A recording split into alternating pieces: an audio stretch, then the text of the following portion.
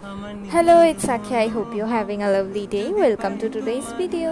So এটা হচ্ছে সিলেটে পৌঁছানোর দিন। খুব সকাল সকালবেলা আমরা পৌঁছে গিয়েছিলাম এবং হোটেলে আমাদের লাগেজ রেখে আমরা রেডি হয়ে বেরিয়ে পড়েছিলাম সিলেট ঘোরার জন্য। সো এই দেখেন চা বাগান, যত দূর চোখ যায় শুধুই চা বাগান।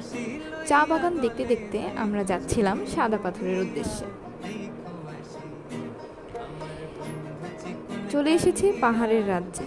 যত দূর তাকাই শুধুই পাহাড়, এত সুন্দর পাহাড় যেন মেঘের সাথে পাহাড়গুলো মিশে গিয়েছে। এই পাহাড়গুলো মেইনলি হচ্ছে মেঘালয় রাজ্য। এগুলো ভারতে অবস্থিত, যেটা আমরা আমাদের দেশ থেকে দেখতে পারি, বাট কাছে যেতে পারি না, উঠতেও পারি না, কারণ পাহাড়গুলো আমাদের না। খারাপই লাগে। যদি পাহাড়গুলো আমাদের হতো তাহলে হয়তো পাহাড়গুলোতেও আমরা উঠতে পারতাম, বাট এখন আসলে দূর থেকে দেখেই চোখের শান্তি। অনেক মানুষ ছিল, আমরা ছুটির সময় গিয়েছিলাম, যার কারণে এত মানুষ। যদিও খুব একটা বোঝা যাচ্ছে না, কারণ জায়গাটা অনেক বড়। আর দেখেন মেঘগুলো পাহাড়ের সাথে মিশে গিয়েছে মনে হচ্ছে। খুবই ভালো লাগছিল দেখতে। ক্যামেরায় যদিও এত কিছু বোঝানো পসিবল না। আর এই পাহাড়গুলোতে ছোট ছোট ঘর ছিল, দেখতে অনেক সুন্দর লাগছিল। অসাধারণ একটা দৃশ্য ছিল। এরপর আমরা একটা নৌকা নিয়ে নিয়েছিলাম আর আমরা যাচ্ছিলাম সাদা পাথরের উদ্দেশ্যে।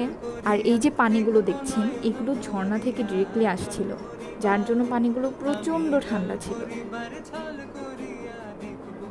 এই যে আমরা সাদা পাথরে, চারপাশে প্রচুর পানি, প্রচুর মানুষ।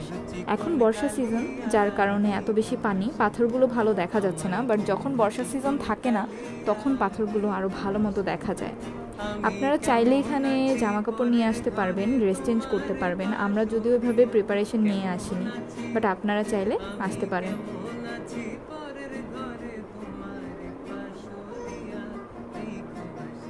সো সিলেটে গিয়ে আর কি করলাম পরবর্তীতে জানতে চাইলে অবশ্যই স্টে টিউনড। হ্যালো, ইটস সাক্ষী।